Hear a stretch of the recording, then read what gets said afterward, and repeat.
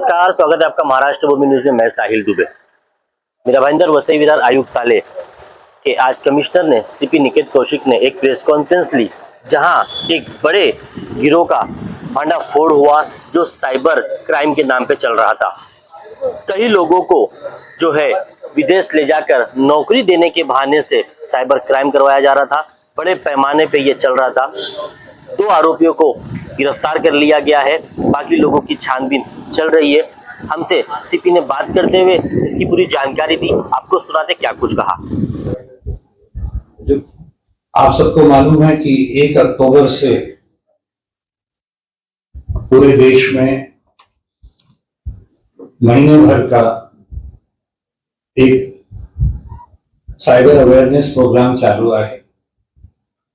ये cyber awareness programme Maharashtra में भी चालू है। 3 तारीख को इसका औपचारिक उद्घाटन माननीय मुख्यमंत्री साहब ने किया था। मेरा भाईंदर वसई विरार कमिश्नरेट भी इसमें सहभागी है और अनेक प्रकार के कार्यक्रम या इस महीने में आयोजित किए जा रहे हैं। इसी दरमियान पिछले कुछ दिनों में इसी मुहिम का भाग साइबर फ्रॉड्स के बारे में और ऑर्गेनाइज रैकेट के बारे में एक महत्वपूर्ण जानकारी यूनिट 1 को मिली। जानकारी के ऊपर जब अधिक उसके बारे में विश्लेषण किया गया तो ये सामने आया कि एक अंतर्राष्ट्रीय रैकेट चालू है, जिसमें भारतीय युवकों को प्रलोभन देके, उनको धोखा देके विदेश में ले जाया जाता है। और इस पर्टिकुलर केस में भारतीय युवकों को थाईलैंड में लेके जाया गया। उसके बाद वहां से लैंड रूट से उन लोगों को म्यांमार में ले गए। वहां पे आर्म्ड कैंप्स में उनको रखा गया उनकी मर्जी के खिलाफ। वहां पर उन लोगों से जबरदस्ती साइबर फ्रॉड्स उनसे करवाए गए। अनेक प्रकार के विभिन्न साइबर फ्रॉड्स उन लोगों के जरिए करवाए गए, जैसे फेक प्रोफाइल्स तैयार करना, भारतीय लोगों को कांटेक्ट करना, उनकी पर्सनल इंफॉर्मेशन, विश्वास उनका जमा करके उनके बारे में उनकी पर्सनल इंफॉर्मेशन निकालना। इस प्रकार के अलग अलग प्रकार के साइबर फ्रॉड्स उनके द्वारा कराए गए। ऐसा समझ में आ रहा है कि वहां पे भारतीय मूल के और बाकी विदेशी बहुत सारे युवक, उनको एक सुनियोजित तरीके से वहां पे जबरदस्ती रखा जाता है। जो लोग मनाही करते हैं उन लोगों को अनेक प्रकार की यातनाएं दी जाती हैं, टॉर्चर किया जाता है। भारत से कुछ युवक जिन्होंने ये काम करने से मना किया, उनको कई दिन बिना खाने के रखना, पिटाई करना, इस प्रकार की अनेक यातनाएं उन लोगों को दी गई। उनके पासपोर्ट और बाकी डॉक्यूमेंट्स रख लिए जाते हैं और आर्म गार्ड्स के अंदर उनको रखा जाता है, जैसे वहां भागने की भी उनके पास कोई अवसर ना रहे। इस प्रकार का एक सुनियोजित अंतर्राष्ट्रीय रैकेट वहां पे चालू है, जहां पे अलग अलग देशों के युवकों को, जिसमें भारत के युवक भी हैं, उनको बुला के जबरदस्ती रखकर उनके द्वारा ये बड़ा साइबर फ्रॉड्स चलाया जा रहा है।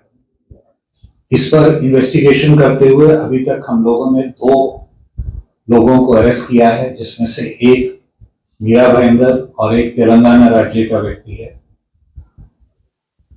5 और पीड़ित लोगों को आइडेंटिफाई किया गया है, युवकों को।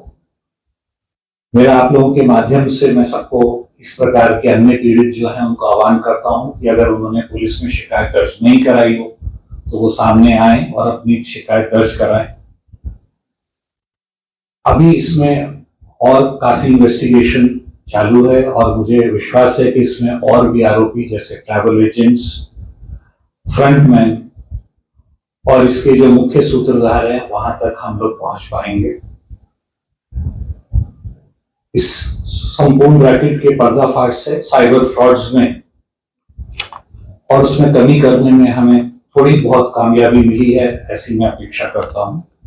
और इसके ऊपर और अभी इन्वेस्टिगेशन जैसे जैसे होगा उसके बारे में आपको जानकारी देते रहेंगे। पीड़ित जो लोग जो हैं उनको एक्सटॉर्शन किया गया। जो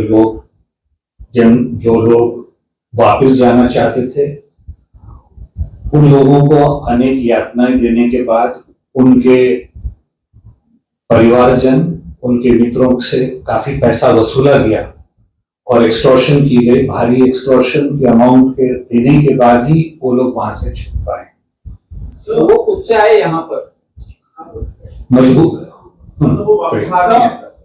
कुछ लोग उसमें से वापस आ गए हैं और कुछ हम लोग ऐसे भी आइडेंटिफाई करें जो अभी तक वहां से नहीं आ पाए। सर ये किन लोगों को निशाना बनाते थे ये लोग?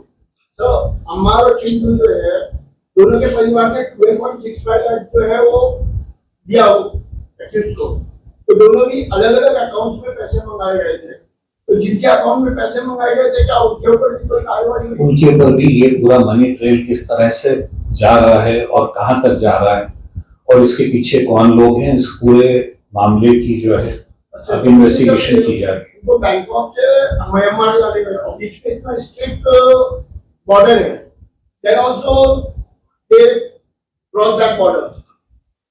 अब वहां पे किस तरह की सिक्योरिटी है और किस तरह से बॉर्डर क्रॉस किया जा रहा है इसके बारे में मैं अभी कहीं कुछ ठोस जानकारी नहीं दे पाऊंगा, पर ये सुनियोजित तरीके से बॉर्डर क्रॉसिंग करी जा रही है और ह्यूमन ट्रैफिकिंग के जो इस तरह के केसेस आते हैं उसमें सब में जनरली बॉर्डर क्रॉसिंग की जाती है। सर इसका जो मेन सूत्रधार है क्या उसको आइडेंटिफाई किया गया है?